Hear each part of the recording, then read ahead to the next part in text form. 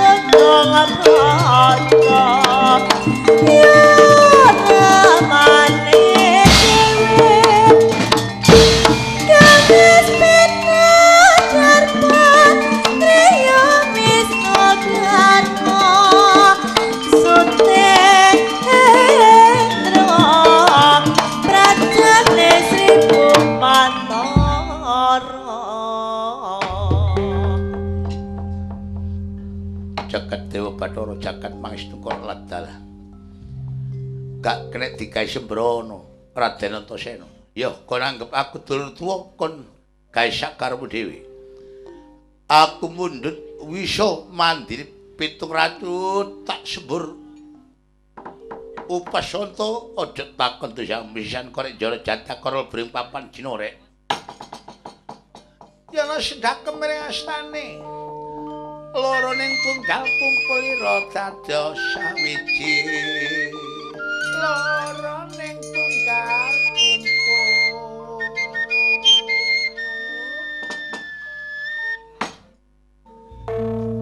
Lipyot Purwadaksina Lipya lali Purwawitan Daksina kasan pancen Antarjaya eling-eling putune Antabuka lair Placot dipun wulu dipun paring upasanta mandiri pitung racun Siung Kencana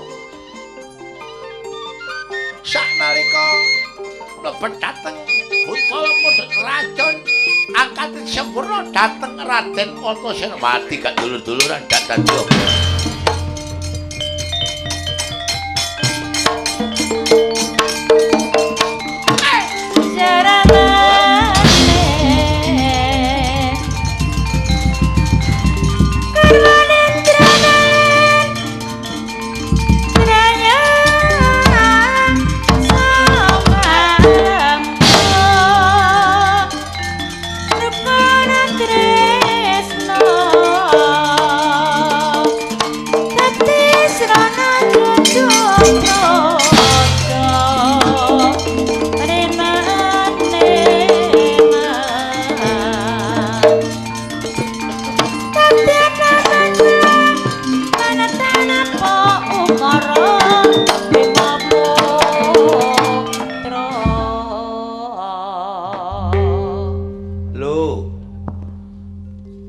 Temenan Kakang Antareja njuk upas are. Ya kupas mandiri pitung racun upasanta sedeng aku yang ngono ndek sungut mandine pitung racun. Aku ya putune Sanghyang are, Sanghyang Baruna. Sedeng Kakang Antareja ya putune Sanghyang Antabuka. Waduh blae niki opo iki? Nah iki diarani lali sanak lali kadang dulur iki opo? Wong dulur diumpamakno kelapa tunggal sak janjang. Dijewit wong gak melu ngrasakno lara, gak melu dijewit melu ngrasakno larane. Iku dulur. Dulur ujare kandha didudut mulur tega lan dak tega padine. Lah nek Kakang Antareja tega karo aku sedeng aku ya tega. Aku njukuk sungut mandine pitung racun mati bareng gak dadi apa. Ati apane, Pak?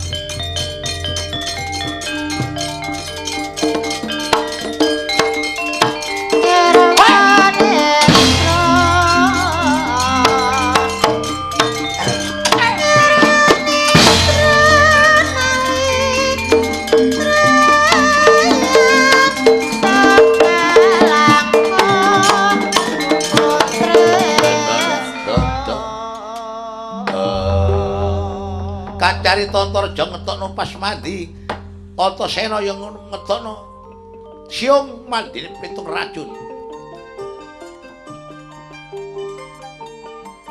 Waton nang kono sarene padha saktine padha digayane. Lah yen to diumpamano. Kok cara utusan ana caraka. Datasawala padha jayane mangga bodhong ana cara wetan Datasawala kidul. Padha jayane kulon mangga bodhong lor nek diwali Ngata Bagama ya Wajadapala Sutata para Caraha. Padha saktine, padha putrane Senane, padha digayane.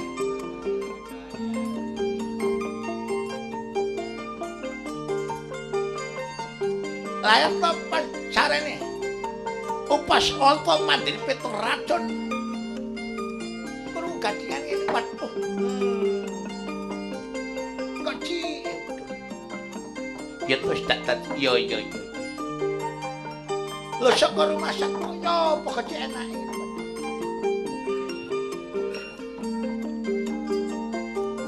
Kancane kok enak-enak mulyane mulya.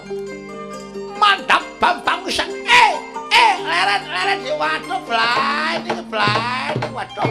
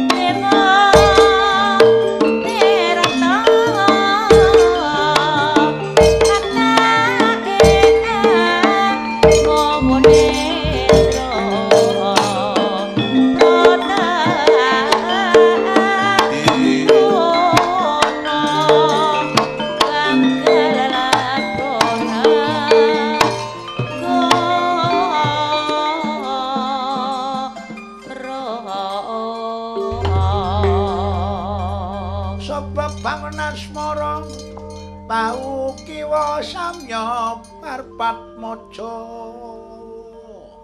tau tengen panggunggung mungsuh Playune lumesat kadoh mimis kencana. Yana playuning samba lumesat lir kadoh mimis kencana.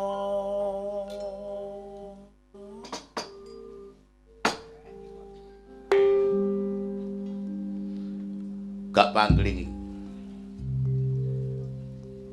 Bambang Wisanggeni Yayi iki mapan kebeneran yen ana tumurune ana mudune Bambang Wisanggeni utusan Sang Hyang Tunggal. Oh, Kakang Antarja. Iya. Pangling rupa? Gak pangling swara. Nek rada serak titik kaken kacang. Pamula kandhane dudu rawon rawone enak iki ya apa mosok kate gak mangan. Aku wis mikir waduh iki akeh gaji rawon iki gak gari sero. Lah iku jenenge sembrono ngene iku. Luwe kok sembrono. Ana apa sak temene? Kok tak dulu padha ngetokno kasekten tak wawas saka kadoan. Padha ngetokno kadivyan. Aja bisa. Antasena mati duduh apa? Lho, aja bisa Yayi. Kakang Antarsena patenane gak tante. Aja alon dhisik. Alon dhisik aja. Ngene iki wong dulur iku ya, kanca geger ngene iki nek cara ndesane gelut. Menang ya gak umum. Nek kalah isin. Apa perkarane? Ngene, aku takon. Nek aku salah salahno. Nek pun kakang bener benerno. Ya takono. Tak wangsulane. Iki rak kate ana adeg-adegan. Sing tegese Senopati. Wong tuwa ngekek pangkat lan derajat marang dene anak. Sing kate diwisuda iki Yayi Gatutkaca. Mongko Yayi Gatutkaca sepisan wis dadi ratu ana nggone Pringgandani, sepisan pindho dadi jagone Dewa Suralaya. Kok angkate dikai pangkat ae. Lah karepe Kakang Antarja. Lho aku iki apa? Oh, wong sing nganggur. Wong aku iku gak duwe pakaryan apa-apa. Gak duwe yaiku pangkat lan derajat mula saka iku Yayi Wisanggeni. Nek pun Kakang kepin dadi Senopati iki salah tan bener. Kakang Antarja. Nek tarasakno bener Kakang Lindhu Segara ya Kakang Antarja, Kakang bener. Lho, kok ngene. Monggo iki gak etos. Iki lho bener iki. Tapi kabeh iku tembung iku lak bola-bali ya. Iya, ya apa rasakno. Ana lali, ana eling, ana awan, ana bengi, ana salah, ana bener. Tapi nek diterusno bener nanging salah, salah nanging bener. Bener nanging salah. Lho. Kok ngono? Bener kanggone Kakang Antarja. Lah kanggo umum. Lho kanggo umum nek jarku bener pancen ya bener gak iso. Ana jare bener jare dhewe kok apa ngono. Ana bener mau bener jare dhewe. Lah iki rasane bener iki diukur dhisik. Jare dhewe apa jare umum? Jare dhewe apa jare liyan? Sik, ayo. Golek kupang dhisik rek. Sik seneng. Lho ngene arek kaya isin-isin ngene. Arek kaya ngono ngarai ae. Lah suaraku arek sing kober golek kupang. Lho, Yayi, alon tadi sik rasakno. Kakang Antarja lina dhisik awan dhisik. Waduh ya tak toto sing bener, tak toto sing apik.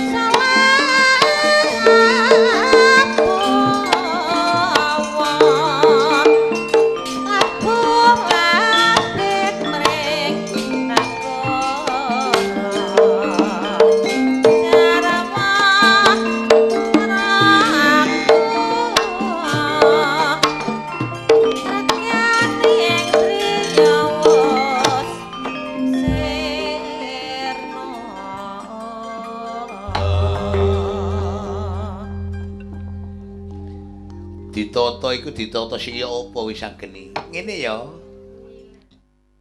Mula saka iku ngerti ya Kakang Antareja kabeh ku manungsa mono sak derma nglakoni.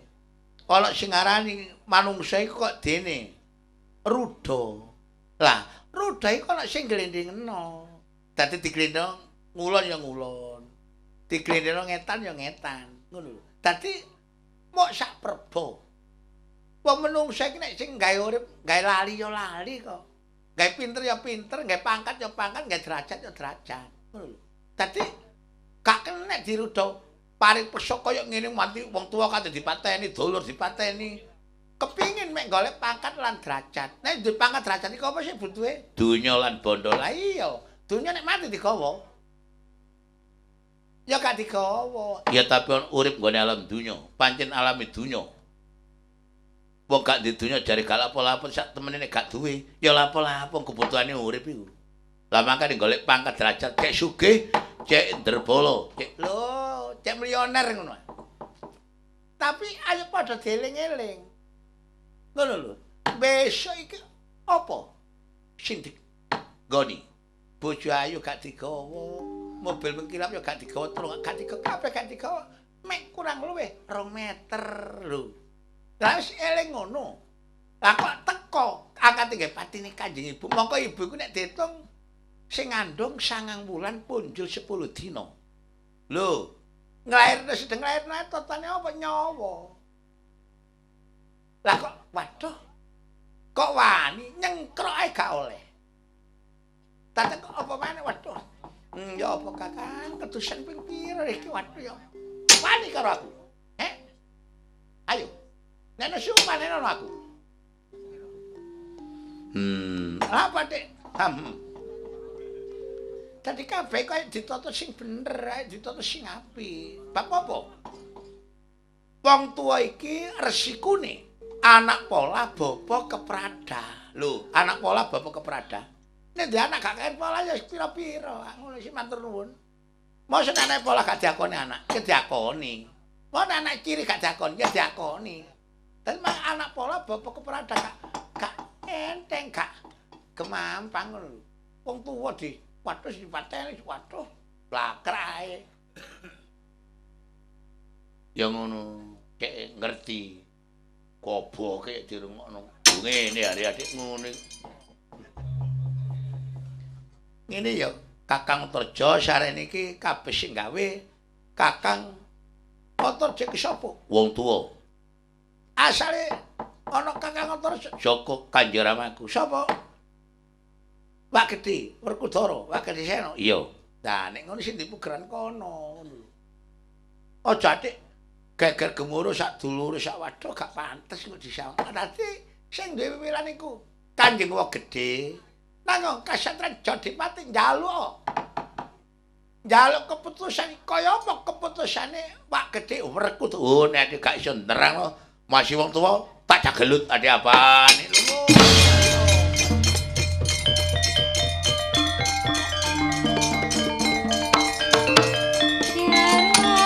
Dan pamit aku tak Jodipati.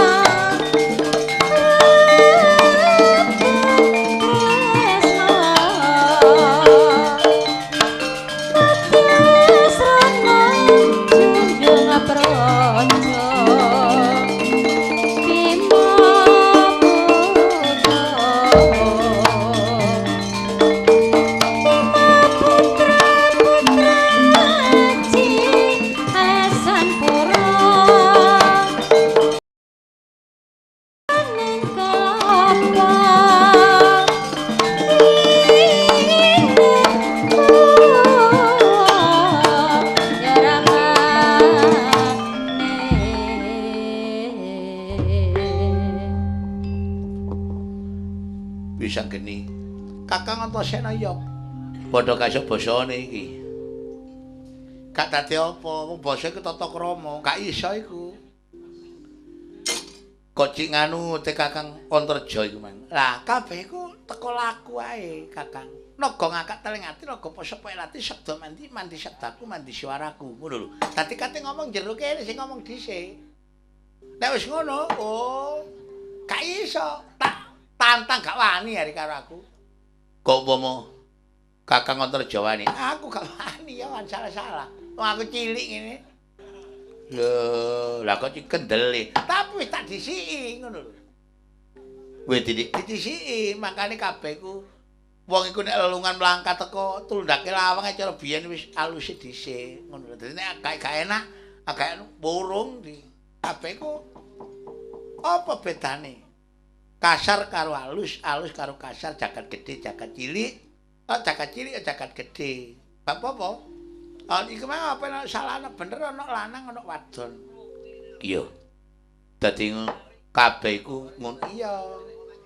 Lah nek ngene, ya wis nek ngono Kakang Antarsena balik nang nggone dasare samudra. Ibuku utawa Kanjeng Waku ari becik nang nggone negara Ngamarta tak jangkunge. Kaya apa lelakon iku? Aku sing ngatur lelakon iku. Aduh Yayi, ya nek kowe sing ngatur aduh mosok bodho. Bambang Wisanggeni. Ya ya.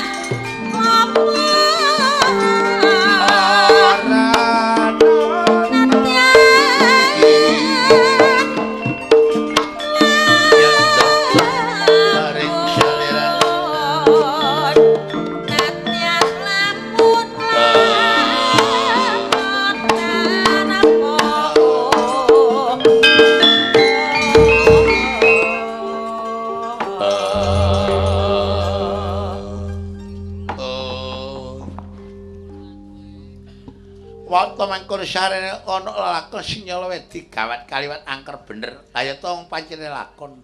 Lakon syarate kudu dilakoni lerene oleh genah waton pernah. Ing kono sarene ana anak wani marang dene wong tuane. Kawah miring neraka mumbul horeg nganakno gara-gara.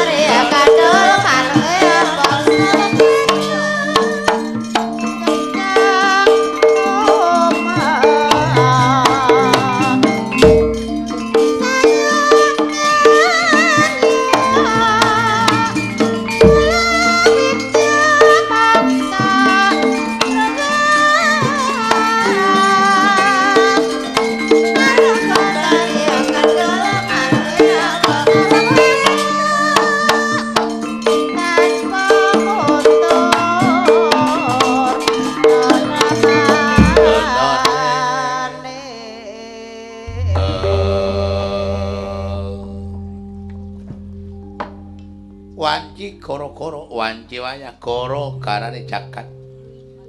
Sarene anak wani marang dene wong tuane neraka miring kawah mumbul. Sirnane pendhita wala-wali repanca catura sring kawulane bangsane patut bergagang lemabang bleduk. Lemah wungkul ketingal sinandhu mawur koro-koro. Bumi kok digenjot lemah bengkah mablah-mablahan wake ulur-ulur ana lahar kaya kopar. Angin bepanjangan tuyang samudra sumamburat ing ngambara laya yayang lebih daratan sirnane pendhita wala-wali repon cacatura sring kawulane bangsane patut bergagang lemabang bleduk. Lemah wungkul ketingal sinandhu mawur.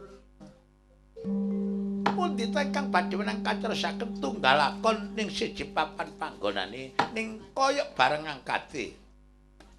Ingkang badhe kacerasaken panang Pandhawa Risang Permadi Raden Janaka Airjuna Kombang ali-ali sepewan margana maripan Kombang Tebus Bekan Mintara Gomintara Rasmi Jim Suparto Dewa Raden Danang Jaya ngawe dateng Panakawan tetiga. Kyane Lurah Semar Badranaya Bagong Jambleta Simawana Besut ngopati dateng mirudanipun Kaki Prabu Gatutkaca.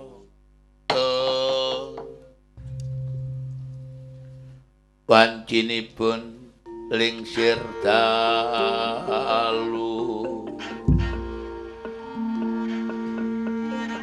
yana lentang abyor abyor ing tawang sumunar ayu minaring bawana anyunari bawon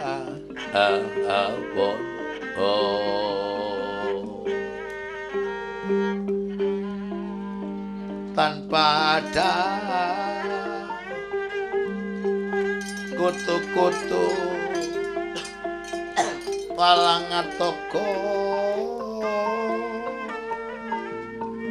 tatan ana angalise tatan ana angalise kapiarsa mung swarane sang Parajangga mangayuting jiwa mangayuting jiwa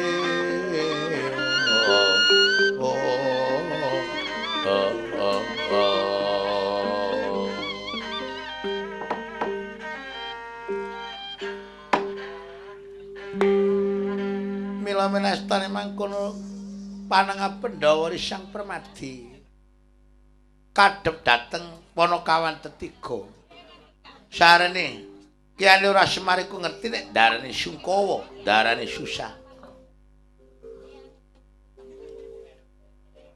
Buntet nalare ngalor ngidul nganti kaya dene wong bingung.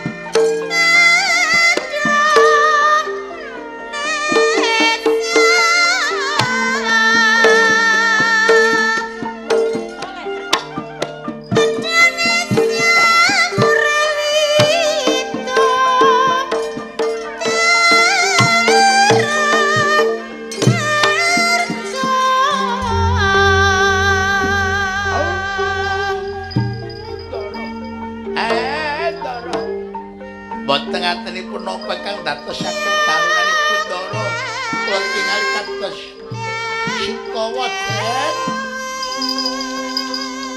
bagus.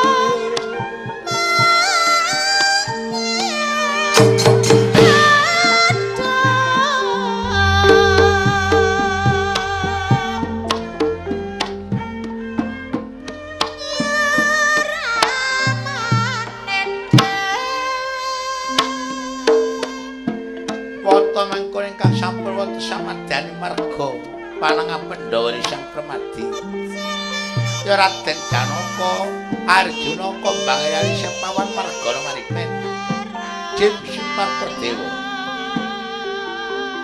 kadhep dhateng para kawan ketiga yen ora Semar Badranaya ya Pujagati ya Nayantaka Semar iku tembung sempeteng marpadang bareng sing angker desa Semar dadi nang tambare bareng sing singit di Semar dadi nang tawari Wanjir dewa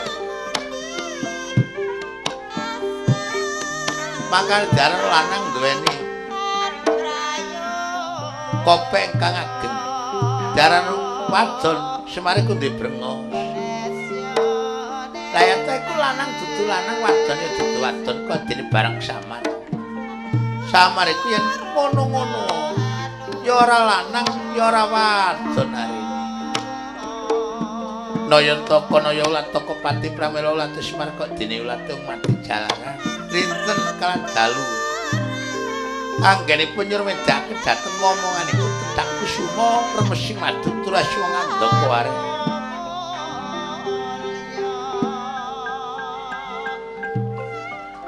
boten kantun bagong babak gong gedhe kala rupane ning glegak suarane kebagong mangun adi wangsa mangun bagus adi becik wangsa sanak wong bagus akeh sanake bladu wong siji dibelah dadi loro tandane bagong ku ayang-ayangane Semar marning Karjima dul kaedah ya Wirya Diarjo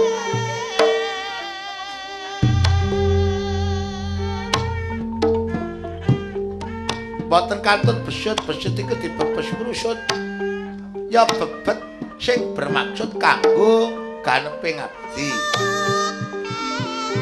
mangkono dereng mangudas marani Indriya dereng antata kawijine lesan Risang Permadi panengah Pandhawa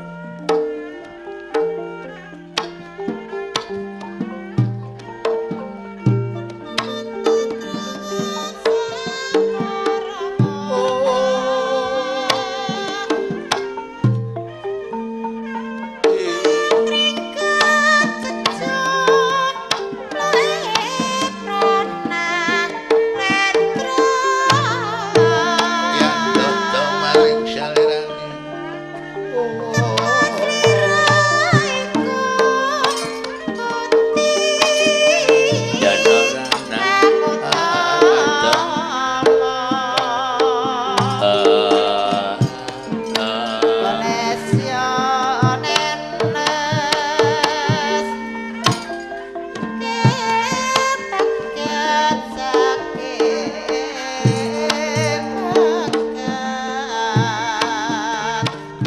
yen ada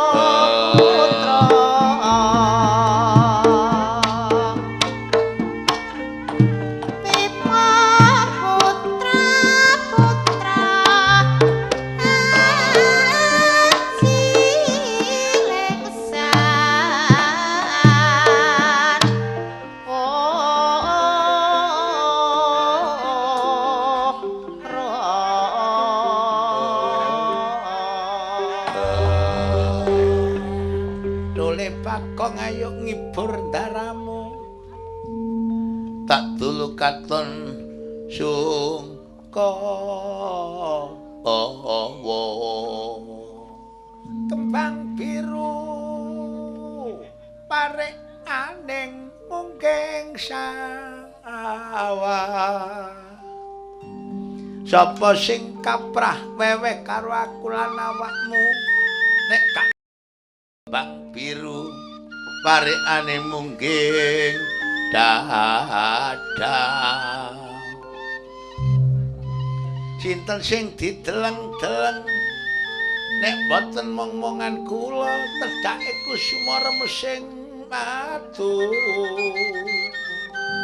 turase wong andaka ware tuya mulek monggo kondur dateng negarane wong wis tuwa niki suda samubara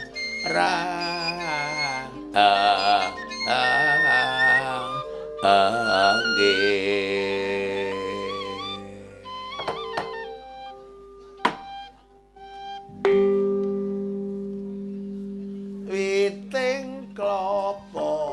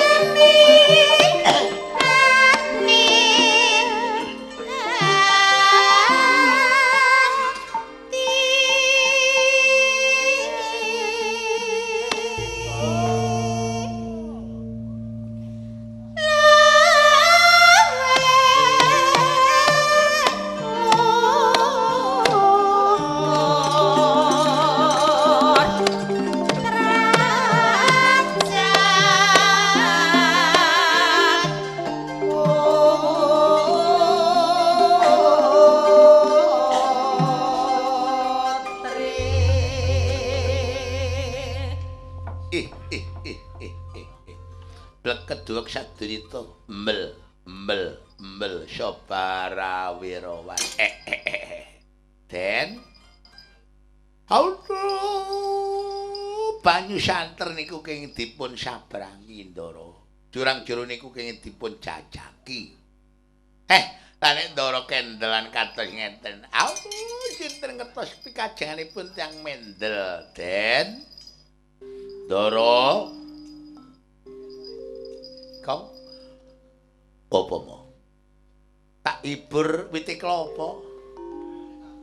Gak gelem ngendika. Wite klapa mo sing gaul titik pokoke joget ta ngono lho. Apa? Kuno ae wite klapa. Le. Wong aku iki wis tuwa, Nak. Aku wis tuwa iku senajan gawe dulinan ya sing ana karepe. Umpamane wite klapa iku apa sih? Glugu. Lah nek sawah-sawah iki ayo nek iso. Ayo padha nglakoni sak lugune ngono lho, Gong. Oh, dene ngono. Lah ya apa? Iya. Ngono Sut. Ibune Sut, Pak. Ya, Pak, iki ana surat, Pak. Surat. Mbok priyane wis kondur mbok durung pokoke. Ya. Wah, nggih. Ketara nek suarane dulur dhewe. Iya. Adik ngene Gong pentas daleme dulur nek Mas Muar Sodik iki nyulatno putune. Iya, adik senengane apa? Biasane gending sinom parijata. Lah iki kebeneran, Gong. Ngono mo. Wajane Sut. Ya, Pak. Assalamualaikum tak semaruani. Waalaikumsalam warahmatullahi wabarakatuh. Nuwun, kula nyuwun keparengipun dipun paringi lelagon utawi gending. Setunggal sinom parijata angka kali caping gunung jenggleng. Angka 3 jineman uler kambang. Matur nuwun saking Kadang Bapak Sentot Wiyatno, Gong. Oh. Iya. Mbok tulisane jelas. Wah, ora penilaian kepala guru pisan agak jelas ya. Oh, si masih agak sekolah belas ngene ya iso cetha maca ngene iki. Iya. Iki padha senengane karo mbahe sing sunat iki gendinge. Iya. Apa? Jineman dhisik, Nak. Jineman uler kambang dhisik. Iya. Dara. Ya pemangkane kabeh kok nyek diburu wektu mo. Iya, Nak. Iya. Sore campur sarian adik. Waduh. Mang biduane iso saemblak. Pira iki 2, 4, 5, 6, 7, 8, 9, 10 karo sing mulih mang. 10 karo sing mulih mang mbok dikae dantang kok gak sing mulih. Yan kan mangkut keduman. Oh. Kurang. 10 kok jek kurang ayo apa? Lho. Adikmu gak kanca bisa. Nggih, monggo. Jineman uler kambang. Salah setunggal.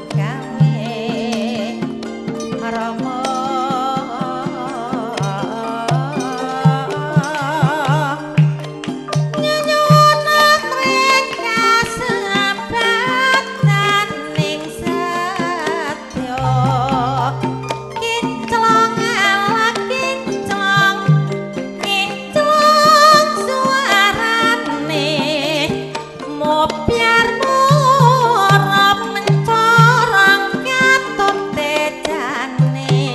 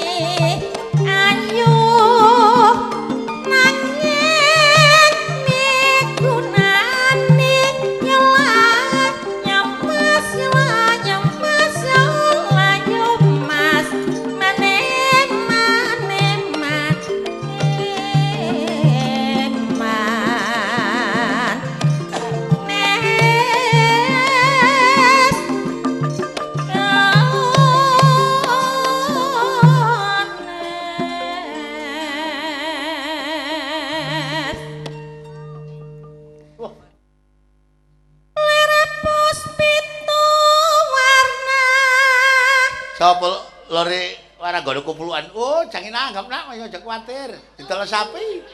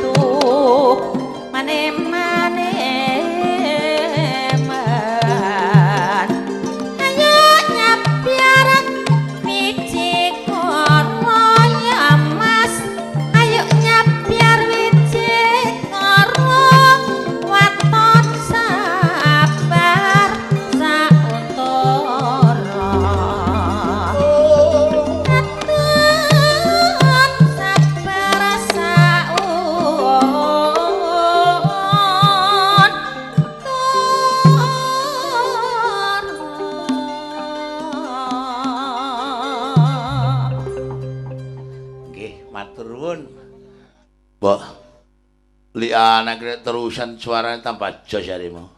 Oh, lho Pak begitu tanggapan ngembas, desa ngembas. Sapa? Trawas, tapi dudu awak dhewe, dalange. Dalange adikku Ki Marto Hadi. Ngono? Iya. Mbok sindene mrono. Saiki lakon mabengi mlungker. Nek meneh pindah nang gone Pandaan, lurune nek siji ya. Luru nggone kono nanom jengket iya luru saiki ngene nek iki wis dilayani saiki sinom parijata apa sih ler kambang ku cek kambang sengkalane cek kari seger warase ngono ya ya seger waras ya akeh rezekine Gong iya mau dadi wong iku nek dado nom soro titik gak dadi apa nah. Nek wis tuwa kari lungguhe, wis tuwa kari enake, wis iya.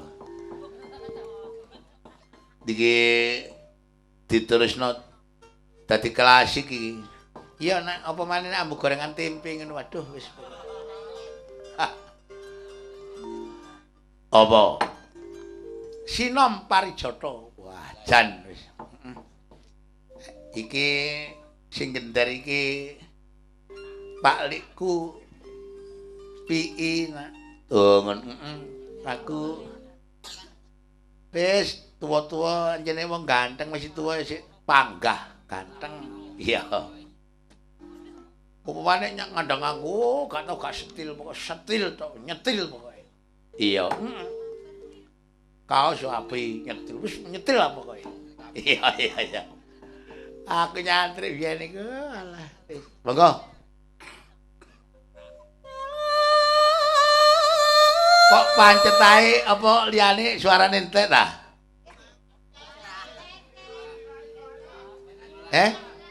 Kok dikengken. Nggih, monggo. Nggih. Nggih pun nek ngoten.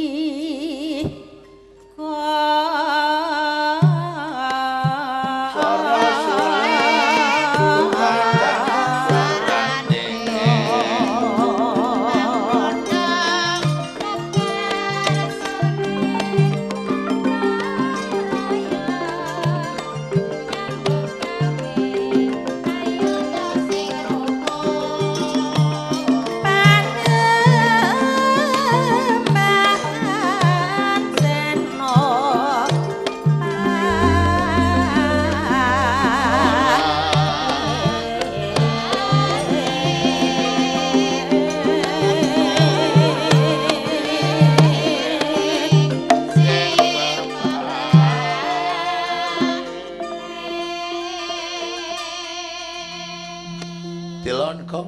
Apa mo? Senggakane mengku werdi nak ana karepe. Ora kudu eling marang ingkang peparing lho. Iya. Dikai kakaya matur nuwun mo. Lah ya apa nak? Iku nek kon aku sing kaine sing kuwasa. Iya. Monggo. Pati amar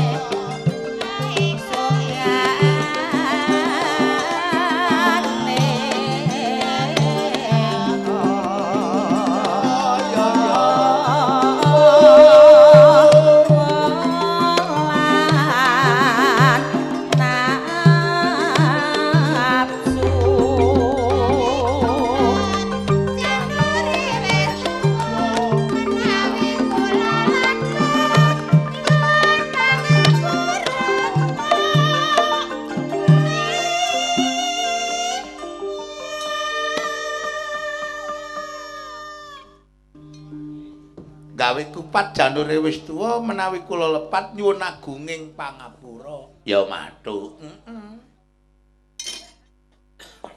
Penasu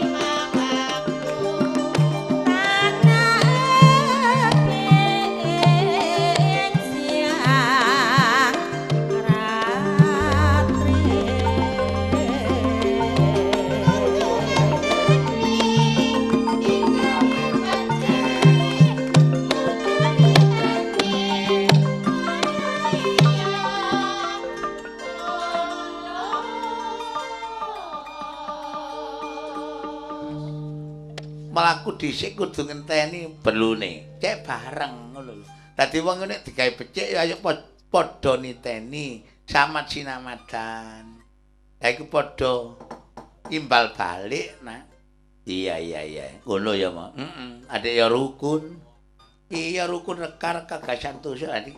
Iso pemangkane nak mlaku dhisik mosok mlaku dhilik enak kono-kono ya ngenteni kancane. Iya. Tunggal kaitane kaya-kaya mlaku ndilip kayane kari dhewe. Monggo.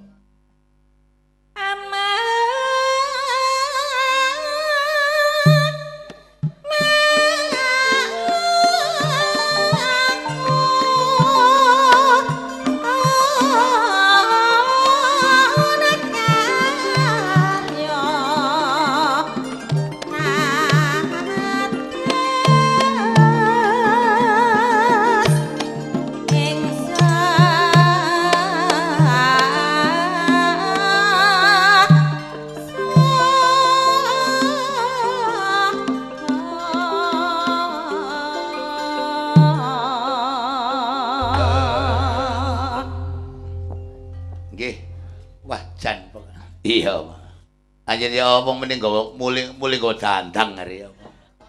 Pak kon niku ade garapane lho rajin temenan. Oh, iya ta, kandhane kok aku lak balik-balik dikeki ya. Lah ngene nak iki meneh tak bali pindah pandaan loro nanggone dek kene. Anom, telu prei, papat nanggone balong panggang 5 mbulali aku nek kan pokoke sing jelas tanggapan 6 tanggapan 7 tanggapan 8 tanggapan 9 ya tanggapan lagi prei ana perlune aku titik 10 oh 12 tanggapan 14 15 16 17 ya tanggapan mari ngono sik sementara iki gak nrimo terop nak dhisik. Oh, ngono iya. Lah wis kono ayo. Oh, nggih, Pak Malik iki dhisik caping gunung. Cek misisan senengane sing digawe are. Jenggleng pisan. Wis penak jare. Maka caping gunung engko dijengglengno garapen Gong. Aku moro jange jenggleng jamu ndoke banyak mo. Apa lho sawangane cek nek durung ae kaya-kaya njunjung gunung. Iya. Lah iya. Ayo, wis nek kon kuat pindho engko tak pen dhuwit 50 iki. Apaan? Ayo monggo. Caping gunung jenggleng nak. Iya iya iya. Saben bengi nyawa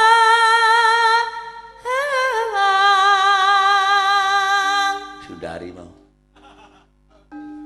aku